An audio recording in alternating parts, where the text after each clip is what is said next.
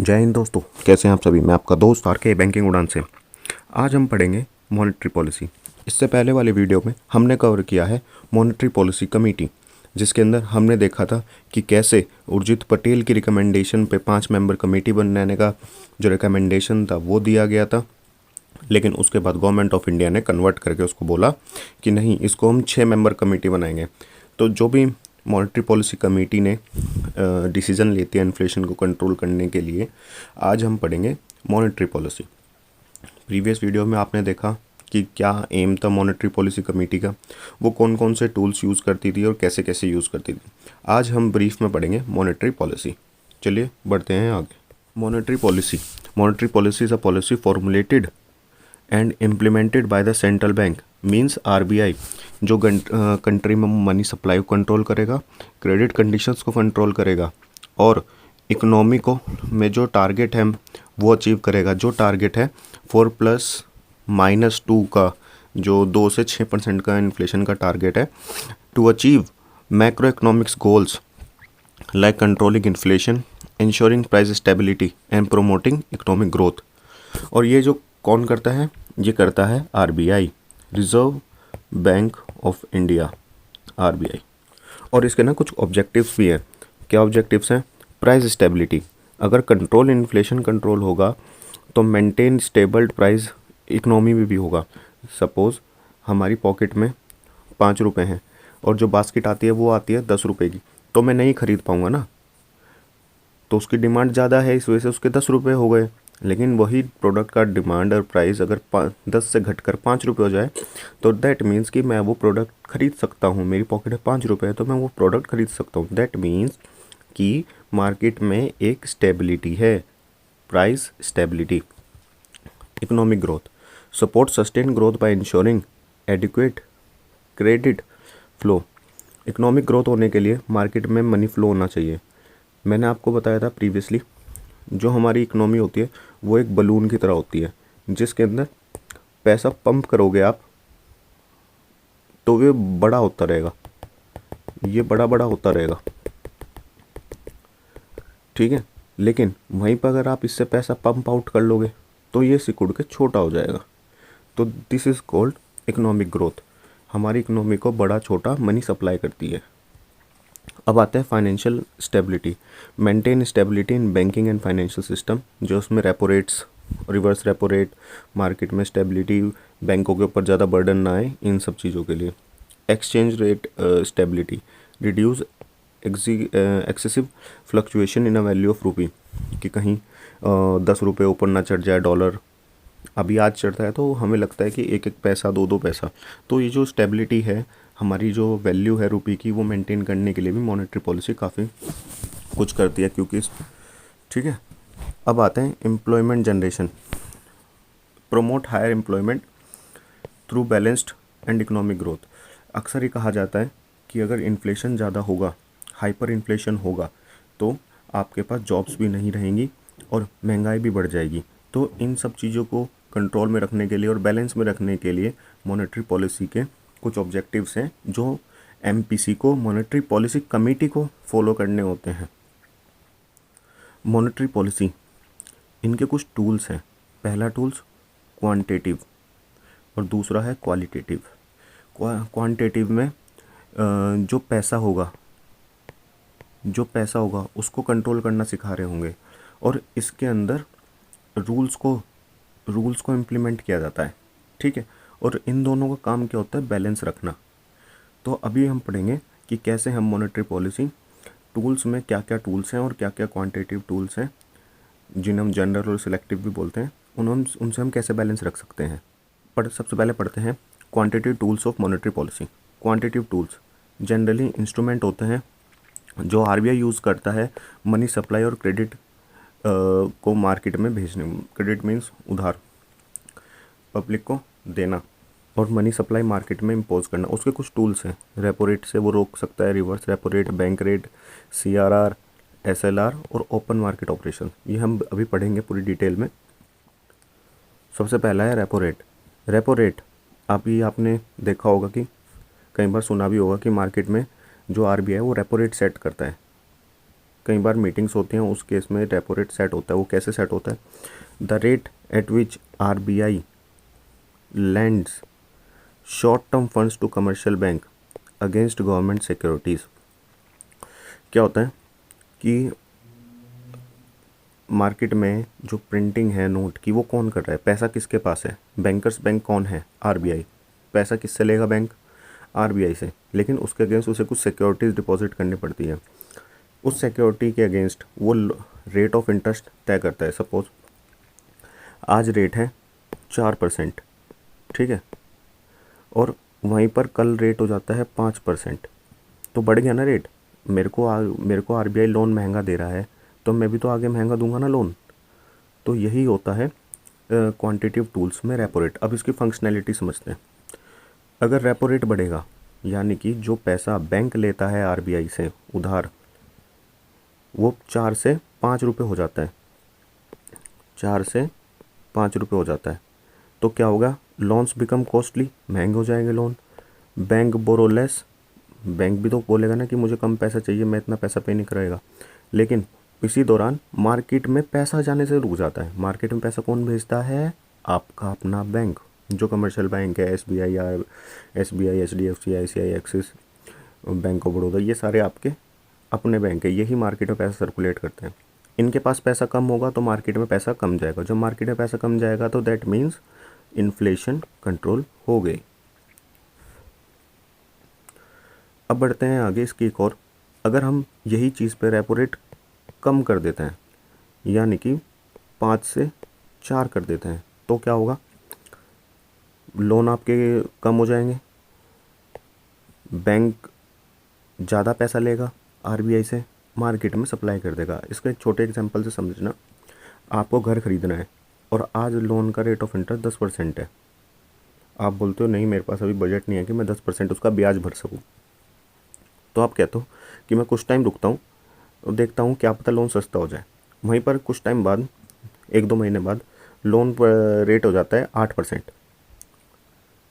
तब आप सोचते हो कि ये तो मेरी पॉकेट को अलाउ कर रहा है। जब आपकी पॉकेट को वो चीज़ अलाउ कर दे, जब वो चीज़ आपको पॉकेट को अलाउ कर दे, दैट मीन्स आप खरीद पाओगे। तो यानी कि आपने लोन लिया किससे? बैंक से। बैंक से आपने लोन लिया, आगे से आपने सीमेंट को दिया, कॉन्ट्रैक्टर को दिया, मैन्युफैक्चरर को दिया, मल्टीपल मार्केट में आपने खुद से सप्लाई करी आपके अपने गुड्स बनाने के लिए। तो दैट मीन्स मार्केट में सप्लाई होगी पैसों की, और मार्केट में सप्लाई होगी, दैट मीन्स ग्रोथ होगी। और कभी भी अगर आप इन्फ्लेशन और MPC पढ़ते हैं तो इसके अंदर आप हमेशा ये सोच के चलना कि मेरी जो पॉकेट है उसमें पैसा लिमिटेड है। आपकी इनकम कभी नहीं बढ़ेगी। इन टूल्स में हर जगह पे इन्फ्लेशन जब भी बढ़ आएगा, आप हमेशा सोचेंगे कि मेरे पास 500 रुपये ही मेरी पॉकेट में है, उसमें मैं क्या ख़रीद सकता हूँ, और 500 की 600 में होगी, क्या मैं और कमाऊँगा? नहीं, आप 500 की जगह 500 ही रखेंगे अपनी पॉकेट में, उसको बढ़ाएंगे नहीं। तभी आपको ये बेटर समझ में आएगा। फिर आता है reverse repo rate, the rate at which bank deposit their surplus fund with reserve bank of India. क्या होता है? हमारे बैंक के पास बहुत पैसा है, कई हज़ार करोड़ है, तो क्या करता है कि यार मैं अपने पास रख के क्या करूँगा, मैं RBI को देता हूँ, कुछ पैसे वो मुझे भी दे देगा। यहाँ मैं 4% में ले रहा था बैंक से, बैंक को बोलेगा ठीक है तुम मेरे पास पैसा दे रहे हो, मैं तुम्हें 3% में पैसा 3% में दे देता हूँ, ठीक है, 3 या 4% में दे देता हूँ। अभी इसका फंक्शनैलिटी समझते हैं। अगर रिवर्स रेपो बढ़ जाता है तो bank deposit more money with RBI and money supply decreases. कैसे? पब्लिक में दे रहा था मैं महंगा लोन, और वहाँ पे ख़तरा भी है, पब्लिक को देगा कहीं NPA ना हो जाए, कोई लेकर ना भाग जाए। अब बैंक कहता है, RBI कहता है कि तुम मेरे से पहले 3% ले रहे थे, तुम मेरे से 4% ले लो, तुम मेरे से 4% ले लो, तो मैं वहाँ रिस्क क्यों लूँगा? मैं उससे अच्छा थोड़ा पैसा अपना सेफ्टी में रखूँगा। मैं RBI को बोलूँगा ठीक है आप मुझसे 4% दे दो, मुझे मेरा पैसा रख लो। जब ये पैसा रखा जाएगा तो मार्केट से पैसा कम होगा। मैं यहाँ सिंगल बैंक की बात नहीं कर रहा हूँ, मैं सारे बैंकों की बात कर रहा हूँ। मार्केट से पैसा कम होगा, वो RBI को ज़्यादा डिपॉजिट करेंगे, और जब ज़्यादा पैसा डिपॉजिट होगा तो मार्केट में पैसे की कमी आ जाएगी। तो डैट मीन्स मनी सप्लाई रुक जाएगी, ठीक है, कम हो जाएगी, रुकती नहीं है, कम होती है। और वहीं पे जैसे ही 4 रुपये में दे रहा था, उसके बाद सीधा मैं इसको 3 रुपये पे ले आता हूँ, उसके बाद क्या होगा, आरबीआई बोलेगा कि अब मैं पहले 4% देता था, अब मैं 3% दूंगा। तो वो बोलेंगे यार 3% में क्या ही होगा, बैंक्स बोलेंगे, तो बोलेंगे चलो जनरल पब्लिक को देते हैं, कम से कम 6 से 8% आएगा तो कोई नहीं, थोड़ा बहुत रिस्क ले लेंगे। That means risk reserve repo, bank lend more money to public, money supply increase, market में पैसा बढ़ेगा। तो ये थे रेपो रेट और रिवर्स रेपो रेट के जो क्वांटिटेटिव टूल्स हैं। अब बढ़ते हैं आगे। कैश रिजर्व रेशो क्या होता है, हर बैंक को आरबीआई के पास सीआरआर रखना होता है, कैश रिजर्व रेशो। इसका मतलब क्या है, the percentage of total deposit that bank must keep as a cash reserve with the reserve bank of India. ठीक है, in a form of cash, कभी भी इमरजेंसी आ सकती है तो कैश होना चाहिए। ये जनरली सपोज आपके पास एक बैंक है, उसके पास 1 लाख करोड़ है, 1 लाख करोड़ नहीं बोलेंगे, 1 लाख रुपए हम एग्जाम्पल लेके चलेंगे। तो बैंक बोलेगा, आरबीआई बोलेगा आपके पास 1 लाख करोड़ है, कल को इमरजेंसी पड़ेगी आप क्या करोगे। तो बैंक बोलेगा कि मेरे पास कैश है, तो आरबीआई बोलते हैं इसकी डिसीजन मैं लूँगा, आपके पास कितना कैश होना चाहिए। तो बैंक बोलता है ठीक है।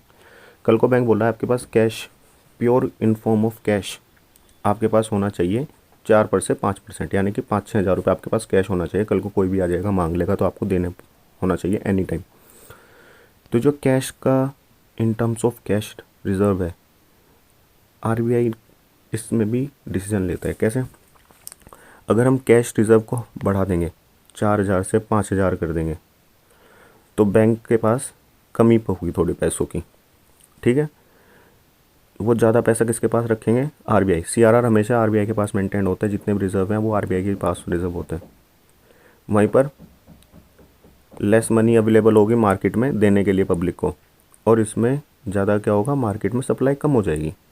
और सेम इसका उल्टा है भाई, 4 से 2 पर 2 हज़ार कर दिया, तो यानी कि अब ज़्यादा पैसा हम क्या कर सकते हैं, दे सकते हैं। 2 हज़ार रुपये मैं ज़्यादा किसी को दे पाऊँगा और मनी सप्लाई इंक्रीज़ हो जाएगी। 2 हज़ार किसी को दूंगा, वो आगे किसी को देगा, मार्केट में मनी सप्लाई बढ़ गई। तो ये बहुत सारे टूल्स हैं ऐसे जिससे हम मार्केट में मनी सप्लाई रोक सकते हैं। मनी सप्लाई बहुत बड़ा मैटर करता है इस चीज़ में। किसी को लोन देना भी मनी सप्लाई है, किसी को उधार देना भी मनी सप्लाई है। ठीक है, स्टैचुटरी लिक्विडिटी रेशो ये क्या होता है, ये एक डिपॉजिट होता है, ये भी एक रिजर्व होता है जो आरबीआई के पास आप रखते हो। ये बड़ा रिजर्व होता है, जैसे कैश में रखना होगा, गोल्ड में रखना होगा, गवर्नमेंट सिक्योरिटीज़ में, ये आरबीआई के पास ही डिपॉजिट होता है। ठीक है, deposit that banks must maintain in a form of liquid any time usable. अब क्या होता है, ये एक बड़ा डिपॉजिट होता है, तो आरबीआई बोलता है जो भी डिपॉजिट होगा आप मेरे पास रखोगे। अब आरबीआई कहता है कि आपके पास 1 लाख रुपए हैं, तो इसका 40% आप मेरे पास रिजर्व में रखोगे, कल को कोई मांगने आ गया तो आप दे तो पाओगे ना उसको। आपका बैंक स्टेबल है, वो उस चीज़ का भी आप गारंटी दे सकते हो कि हमारे पास इतना रिजर्व है। तब बैंक बोलते हैं 40%, इतना ज़्यादा हम लैंड क्या करेंगे। तो आरबीआई बोलता है कि आपको इतना परसेंट रखना पड़ेगा in a form of cash, gold, government securities, जिसमें भी आप इन्वेस्ट कर सकते हो। तब बैंक आरबीआई कहता है कि इसकी परसेंटेज भी मैं ऊपर नीचे कर सकता हूँ, यानी कि मेरे जो पास हैं, मेरे पास 1 लाख रुपए हैं टोटल, किसी ने मुझे टोटल मेरे कस्टमर से मुझे 1 लाख रुपए दें, उसमें से मैं 40 रुपये निकाल दूँ, तो मैं कमाऊँगा किन पे, सिर्फ मात्र 60 रुपये पे। मैं 60 रुपये ही मार्केट में डाल पाऊँगा, 40% तो मेरे रिजर्व है आरबीआई के पास। तो अब इसकी फंक्शनैलिटी देखते हैं। अगर एसएलआर बढ़ा देते हैं हम, मार्केट में जो पैसा है रिजर्व में आरबीआई के पास एसएलआर, उसको हम बढ़ा देते हैं, वो 40 से 50% कर देते हैं, 50% सीधा। तो क्या होगा, सब बोलेंगे कि सर, आरबीआई को बोलेंगे सर हम क्या लैंड करें, जितना है उतना ही लैंड करेगा। तब उसके अंदर क्या होगा, bank invest more in liquid asset, और वो कम देंगे किसको, लैंडिंग पे। जब उनके पास पैसा नहीं होगा तो कहाँ से देंगे, वो लैंड करेंगे, और मार्केट में मनी सप्लाई डिक्रीज होगी। आप देख रहे होंगे सारी जगह मनी सप्लाई आ रहा है। अब आते हैं दूसरी, अगर वहीं पे मैं ये कम करके 30% कर दूं तो क्या होगा, यानी कि मैं मार्केट में 70 रुपये लैंड कर सकता हूँ, और उससे मार्केट में 70 रुपये जाएंगे, यानी कि मनी सप्लाई इंक्रीज। तो इसमें बहुत ज़्यादा क्रिटिकल रोल रहता है मनी सप्लाई का। अब bank rate, bank rate, reserve bank that provide long term loans to bank without collateral, इसमें हम बिना किसी उसके रेट पे दे देते हैं। जो ये ज़्यादा इतना इफेक्टिव नहीं होता जितना repo rate, reverse repo rate होता है, लेकिन टूल्स है, हमें पढ़ना पड़ेगा। ये इतना ज़्यादा इफेक्टिव नहीं है क्योंकि इसमें generally banks long term loans लेते हैं। ये कोलेटरल, विदाउट कोलेटरल उसका रेट भी बहुत ज़्यादा होता है। ठीक है, कल को एकदम बैंक को इमरजेंसी पड़ती है, बैंक बोलता है मुझे उधार दे दो और मेरे पास कुछ देने के लिए नहीं है, तो आरबीआई बोलेगा जब तुम्हारे पास सिक्योरिटी देने के लिए नहीं है तो तुम मुझसे लोन कैसे मांगने आ रहे हो। तो बोलता है कि आप थोड़े से पैसे ज़्यादा ले लो, ब्याज थोड़ा ज़्यादा ले लो, लेकिन मुझे पैसे दे दो। हम देखते हैं ना अपने चारों ओर, कभी बार ब्याज पे पैसे ले लेते हैं तो उसकी हमें सूद समेत वापस भी करना होता है। तो सेम चीज़ बैंक के पास भी है। आरबीआई बोलता है ठीक है, मैं पहले रेपो रेट मेरा, मैं तुम्हें लोन देता हूँ सिक्योरिटी वाले 4%, इसमें दूंगा 5.5%। तो जब बैंक को ज़रूरत होगी तो वो लेगा, और जब वो लेगा ज़्यादा लेगा तो आगे महंगे में ज़्यादा बेचेगा। That is called bank rate. Same functionality repo rate जैसी है इसकी। बैंकिंग मार्केट ऑपरेशंस, ये इंपॉर्टेंट है। बैंकिंग मार्केट ऑपरेशंस क्या होते हैं? Open market, sorry I am bad.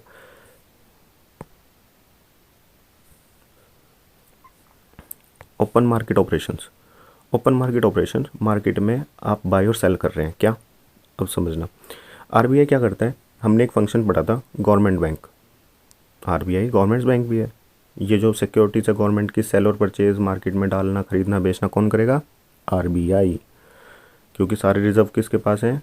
RBI. Government का पैसा किसके पास है? आरबीआई। सारे डिसीजन कौन लेता है इन्फ्लेशन के?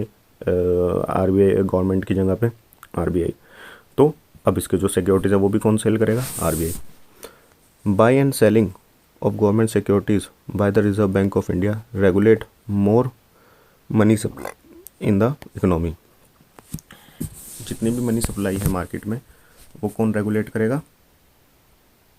आरबीआई। अब इसकी फंक्शनैलिटी समझते हैं, बहुत क्रिटिकल, बहुत अच्छी चीज़ है ये, और आपको समझना है, कई बार क्वेश्चन में पूछी भी जाती है ये दोनों। आरबीआई अगर मार्केट में सेल कर रहा है सिक्योरिटीज़, एक पेपर है सिक्योरिटीज़ में, आपको समझाता हूँ। एक पेपर है, उस पर वो 10,000 का पेपर है, मार्केट में गया और हम बोलते हैं पब्लिक से कि आप मेरी सिक्योरिटीज़ बाय करो, मेरे बॉन्ड्स बाय करो, गवर्नमेंट बॉन्ड्स, इसके बदले मैं आपको 10% का ब्याज दूंगा। तो जनरल पब्लिक कहती है कि हम बैंक की बजाय पैसा कहाँ देंगे? किसको देंगे? हम गवर्नमेंट को देंगे। बैंक से पैसा कहाँ निकालेंगे? गवर्नमेंट के आरबीआई बॉन्ड के पास, जहाँ पे एफडी का रेट 6% है, वहाँ मुझे कितना मिल रहा है? 10% मिल रहा है। 6% की जगह मुझे 10% मिल रहा है। तो ये जो चीज़ है ये मार्केट में रेगुलर बेसिस पे यूज़ होते हैं in a form of government securities. जब मार्केट से पैसा लोग निकाल के बॉन्ड्स खरीद लेंगे तो पैसा जाएगा कहाँ? वो जाएगा सीधा आरबीआई के पास। किसके पास? आरबीआई के पास। और जब आरबीआई के पास जाएगा, किसके पास? आरबीआई के पास जाएगा तो मार्केट से मनी सप्लाई कम हो जाएगी। मेरे पास 10 रुपये थे, 10 रुपये का मैंने बॉन्ड खरीद लिया, अब मेरे पास पैसे कितने बचे? बचे ही नहीं। तो that means bank buy them, moneys goes to RBI और मनी सप्लाई डिक्रीजेस। इसमें बैंक्स भी खरीदते हैं। ठीक है, समझना इस बात को। RBI buy securities.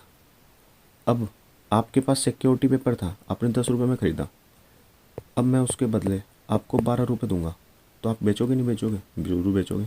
जो उसके 12 रुपये ले लेगा, गवर्नमेंट के पास सिक्योरिटी वापस आ जाएगी, लेकिन पैसा कहाँ आ गया? 12 रुपये आ गया मार्केट में। तो that means banks get money. हम इस टाइम बैंक की ही बात कर रहे हैं, ठीक है। और मनी सप्लाई इंक्रीज़, और मार्केट में वही मनी सप्लाई इंक्रीज़ हो गई, क्योंकि मार्केट से पैसा जो 10 रुपये निकला था उसकी जगह 10 रुपये फिर से आ गया, बढ़ के आ गया थोड़ा ब्याज के साथ। तो दैट मीन्स कि इसमें फिर से पैसा मार्केट में फ़्लो बन गया।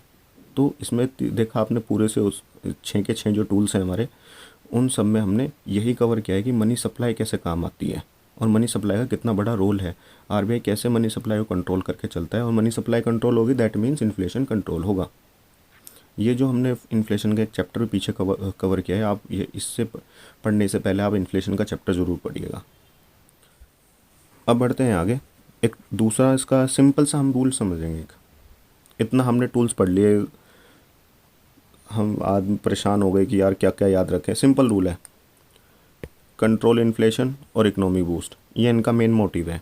इन्फ्लेशन कंट्रोल करने के लिए मार्केट में मनी सप्लाई कम करनी पड़ेगी, और इकोनॉमी को बढ़ाने के लिए मार्केट में मनी सप्लाई को बढ़ाना पड़ेगा। अब आप सोचेंगे सर आप तो ये बोल रहे हो कि इधर हम मनी सप्लाई कम कर दें इन्फ्लेशन कम करने के लिए, उधर हम इकोनॉमिक बूस्ट को देने के लिए भाई मार्केट मनी सप्लाई बढ़ाना पड़ेगा। यही चीज़ को बैलेंस रखने के लिए आरबीआई की एमपीस मॉनेटरी पॉलिसी बनाई गई है, जिसका टारगेट है 4 ± 2, यानी कि 6%, 2 से 6% के बीच का टारगेट है। तो ये जो टारगेट है इसको मेंटेन करने के लिए ही एमपी बनाई गई है, मॉनेटरी पॉलिसी बनाई गई है। क्वालिटेटिव टूल्स में हम कई सारी चीज़ें पढ़ेंगे। पहली हमने पढ़ी क्वांटिटेटिव टूल्स, जिसमें हमने रुपी को बढ़ा के और कम करके, मनी सप्लाई को बढ़ा के कम करके मार्केट में हमने पॉलिसी कंट्रोल करी।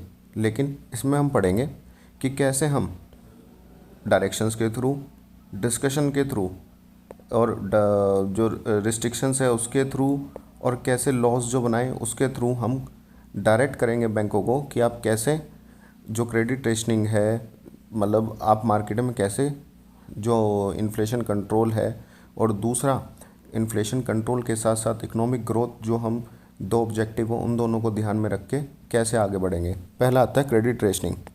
आरबीआई लिमिट करता है अमाउंट को कि हम पर्टिकुलर इस सेक्टर में इतना हम डिप्लॉय करेंगे फंड्स को, इतना लैंड करेंगे, उससे ज़्यादा लैंड नहीं करेंगे, या किसी चीज़ में रिस्ट्रिक्शंस हो जाते हैं। तो जो लैंडिंग है, पीएसएल जो आपने टारगेट सुने हैं, वो किस लिए हैं? वो इसी चीज़ के लिए हैं, मार्केट में मनी सप्लाई को बूस्ट करने के लिए पर्टिकुलर सेक्टर्स में। मोरल सुआसन, इसमें आरबीआई क्या करता है, एडवाइस करता है बैंक्स को कि आप ये सर्टेन पॉलिसीज़ फॉलो कीजिए लैंडिंग की। एडवाइस नहीं करता, एक तरीके से थोपता ही है, उनको बताता है अगर आप ऐसा नहीं करोगे तो मैं इसके पेनल्टी भी लगाऊंगा। लेकिन बड़े प्यार से कहना, इस चीज़ को बताता है मोरल सुआसन, प्यार से कहना। लेकिन उसके प्यार में भी जो गड़गड़ाहट है वो इसमें दिखती ज़रूर है। डायरेक्ट एक्शन, आरबीआई इसमें डायरेक्ट स्ट्रिक्ट एक्शन ले लेता है बैंक्स के अगेंस्ट जो गाइडलाइंस फॉलो नहीं करते, जो पीएसएल टारगेट फॉलो नहीं करेंगे, या कोई बैंक्स हैं जो टारगेट्स फुलफिल नहीं करते इन चीज़ों को लेके, क्रेडिट रेशनिंग को लेके, तो उस चीज़ में आरबीआई उनके ऊपर पेनल्टी भी लगाता है। Selective credit control, RBI restrict करता है कि आप इस पर्टिकुलर सेक्टर में और इस अमाउंट से ऊपर लोन नहीं देंगे टू कंट्रोल इन्फ्लेशन। ठीक है, ये जो मेन है ये क्वालिटेटिव है। हमने पहले में पढ़ा क्वांटिटेटिव में कि हमने कैसे कैसे मनी सप्लाई को रोकी। इसमें हम पैसा बांटने को देखते हैं कि कैसा हमें बांटना है, कैश मेजरली फॉर क्रेडिट, इसके अंदर हम ये सब कुछ रखते हैं। इसके बाद आती हैं दो पॉलिसीज़, एक्सपेंशनरी और कॉन्ट्रैक्शनरी। एक्सपेंशनरी में मनी सप्लाई बढ़ा देंगे, कॉन्ट्रैक्शनरी में मनी सप्लाई कम कर देंगे। यही चीज़ हमने किस में पढ़ी थी? क्वांटिटेटिव टूल्स में, कि मार्केट में इन्फ्लेशन को कंट्रोल करना है तो भाई पैसा मार्केट से निकाल दो, ठीक है, और इकोनॉमिक बूस्ट करनी है तो मार्केट में पैसा पंप कर दो। उन दोनों कंट्रोल करने के लिए मॉनेटरी पॉलिसी होती है। अब बढ़ते हैं आगे।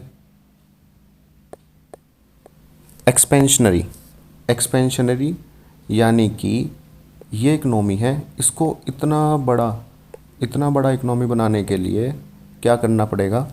बूस्ट इकोनॉमिक ग्रोथ है, इंक्रीज इन्वेस्टमेंट्स एंड स्पेंडिंग और रिड्यूस अनएम्प्लॉयमेंट।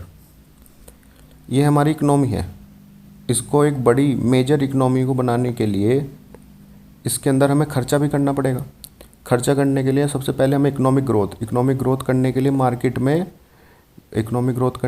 मार्केट में मनी इन्फ्यूज़ करना पड़ेगा।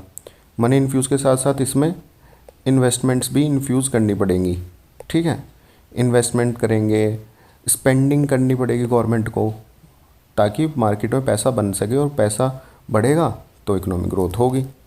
इसमें ज़्यादातर हम क्या करते हैं, मार्केट में मनी फ्लो को डालने के लिए ये जो बलून है, ये वाला जो बलून है, इसको बड़ा करने के लिए, ये बड़ा कैसे होगा, पैसों से ही होता है, मनी से, मनी सप्लाई से।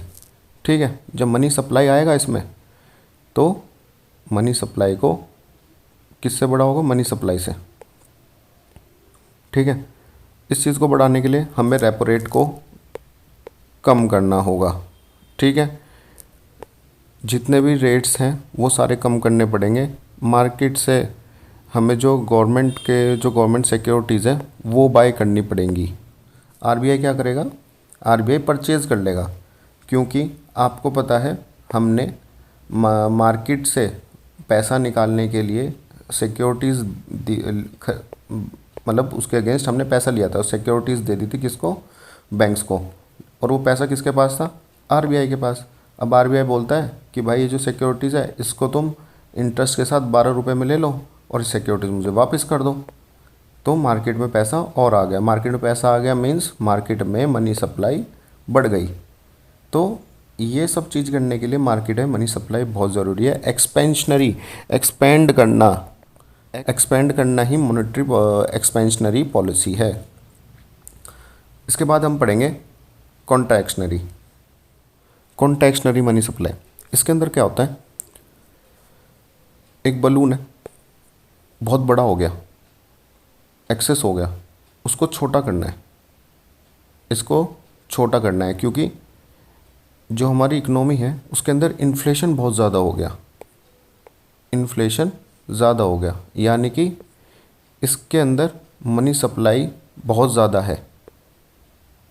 इसके लिए इसको हमें मनी सप्लाई को कम करना पड़ेगा। ये बबल बनाने के लिए, हमारी इकोनॉमी को ये बनाने के लिए मनी सप्लाई को कम करना पड़ेगा। ठीक है, मनी सप्लाई कम करने के लिए सबसे पहले इसमें हम रेपो रेट इंक्रीज़ कर देंगे। हमने पीछे पढ़ा था क्वांटिटेटिव टूल्स में, जब रेपो रेट महंगा होगा, जब बैंक बोरो ही महंगा करेंगे तो मार्केट से पैसा भी कम ही देंगे, वो बोरो ही नहीं करेगा बैंक, आरबीआई से बोलेगा कोई बात नहीं इतना महंगा तो नहीं मैं कर पाऊँगा।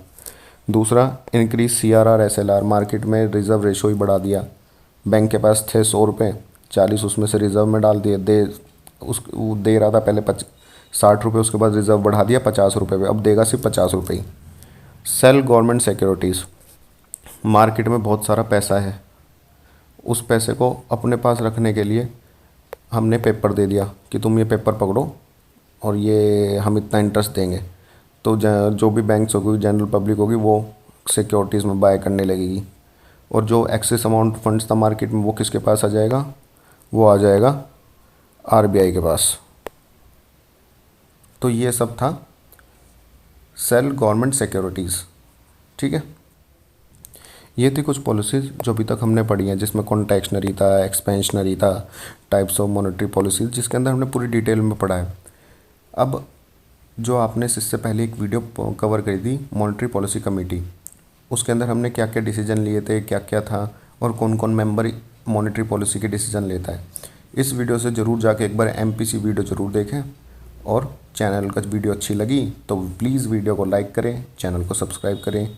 जय हिंद, जय भारत।